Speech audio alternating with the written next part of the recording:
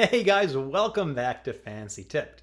Julian here for another episode as part of that series that I'm doing, talking about individual teams, their lineups, and their fantasy noteworthy players, and whether those players have fantasy value, and if they're currently being drafted at the right place at their current ADP, or if they should be going earlier or later.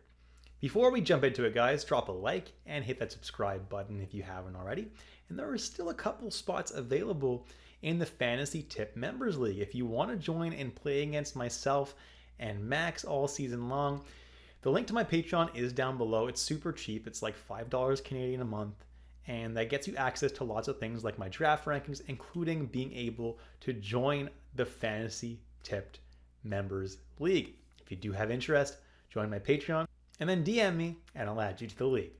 Let's jump right into it now, guys. And I know you're thinking like LA, Dallas, Montreal, Toronto, Utah. What is the logic of the teams that you're covering this year? And there is none. I know 2 years ago I did the original 6 teams plus the Stanley Cup winner. And then last year I did the 7 Canadian teams. This year we're kind of just doing the teams that we feel like doing. Obviously I always do Montreal and Toronto because your fan bases are gigantic. So I always make sure to include those 2 teams, and Montreal is my favorite team anyway, so there's no way I wouldn't be doing that. And then Max decided to do Dallas. I really wanted to do Utah, and today I just really felt like doing LA. In terms of line, the top line is going to be Kuzmenko, Kopitar, and Kempe. Second line, Fiala, Byfield, and Laferriere. And then the third line, Warren Foegele, Dano, and Trevor Moore. On defense, they made some weird moves this offseason, I'm not going to lie. But Mikey Anderson and Doughty, Joel Edmondson and Brant Clark, and Dumoulin and Ceci are the expected pairing. In goal, Darcy Kemper and a very competent backup in Anton Forsberg. So without further ado, the guy with the ADP going the earliest in LA is Adrian Kempe. He did lose that center eligibility, so he's only right wing this year. And he is going at ADP 53.0. In my opinion, that is exactly where he belongs in drafts. He's pretty much going exactly where I have him ranked, and he should have a very similar season this year, playing top power play and top line with Anze Kopitar and Kuzmenko. At an ADP of 55, we have Darcy Kemper, and I have him in my top 50 players, so with an ADP of 55, that's actually pretty good value. I know a lot of you guys watching don't like to draft goalies early in drafts, and that's fine. You don't have to draft him here, but it's definitely decent value, and it's definitely a better goalie than you're going to get later in the draft. I guarantee you that. At an ADP of 94, we have Kevin Fiala, and he somehow managed to finish as a -7 on a very, very good defensive LA team. He did get 25 power play points, so like almost half his points were on the power play, which is pretty crazy. But Fiala is a very, very good player and should have a similar season to last year. And I do have him as a top 75 player, so his ADP does make some sense. The next guy is Drew Doughty, and he's currently going at an ADP of 111.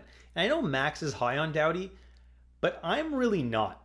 He's kind of scary to be drafting this year, and there's multiple reasons for that. For one thing, he's aging. He's not getting any younger.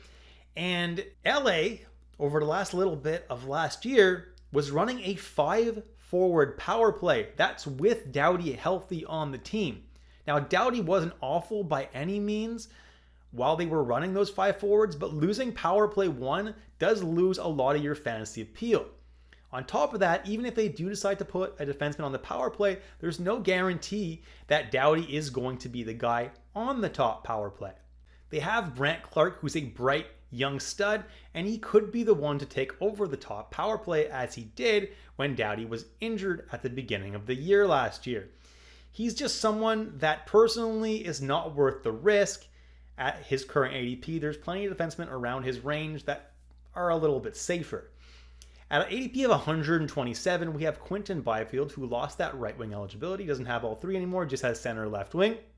And he's a hard pass for me at that ADP. He is a great real life player, and I like him a lot. This is literally his jersey behind me, but he's not a good player in fantasy due to his lack of peripherals, and that really does hurt in fantasy. So yeah, no, I'm not drafting him there. He's not completely valueless, but I'm not taking him that early.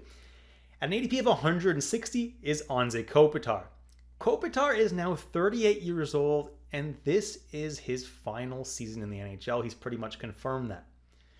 Will you finally get a little bit of decline in production? It's pretty likely, since last year he shot at over 21%, and he usually doesn't shoot that high. So yeah, that point production is probably going to go down quite a bit, but he should still get plenty of power play points, and I still think he's going to have an overall decent season, so that ADP does make a lot of sense. Just there's so much good value centers towards the end of your draft that you don't need to draft Kopitar here, but at 160, that could be near the end of your draft anyway. And that could actually be pretty good value for Kopitar. I don't mind. Andrei Kuzmenko is somebody that I like a lot. If you watch my deep sleepers video, you know that I included Kuzmenko in that video. Now, towards the end of last season, he played on the top line and top power play with Kempe and Kopitar and really, really excelled there. He should continue to keep that spot on the top power play. And if he does, his ceiling is pretty big. What he really does need to do to have a lot of fantasy value is shoot the puck more. In the playoffs last season, we saw him shoot the puck 3 times per game. If he can do that during the season, oh boy, does he have a lot of value. And he might just be motivated to do that because it's a contract year for him and he's going to want a nice big extension. Next, we have Brandt Clarke, who's not currently being drafted with an ADP, so he's going pretty late, and he's only 13% rostered. I'm really not a fan of drafting him at all this year unless we see training camps that he's on power play 1. Otherwise, completely avoiding Brandt Clarke. Next, we have Alex Laferriere, and he's a natural right winger. Had a pretty good season last year, but he's only 8% rostered. So I don't hate taking him with a late pick if you are in a super deep league. He started off the season last year very, very strong, but he really fell off January through March. He picked it back up in April a little bit, but due to that inconsistency, I'm going to be avoiding Alex Laferriere, but he could be a somewhat decent draft pick if you are in a really deep league, because he should be a top 200 player playing on the second line in LA. And finally, Dano, Moore, and Fogle. This is basically the whole third line in LA. None of these guys are really good enough to own the entire season, but they all make for excellent streamers whenever LA has a favorable schedule. Let's say they play 4 games in a week, or they have some off nights, whatever it is, and they fit in your schedule. They are good streamers. The order that I would stream them is Warren Fogle, then Moore, then Dano, because of the floor that they give you with shots on goal. And that's it for this video, guys. If you enjoyed it, drop a like and hit that subscribe button. Leave a comment down below. Let me know what you think of these LA Kings players and who might have a surprisingly good season. Thanks so much for watching, guys, and I'll catch you in the next episode of Fantasy Tipped.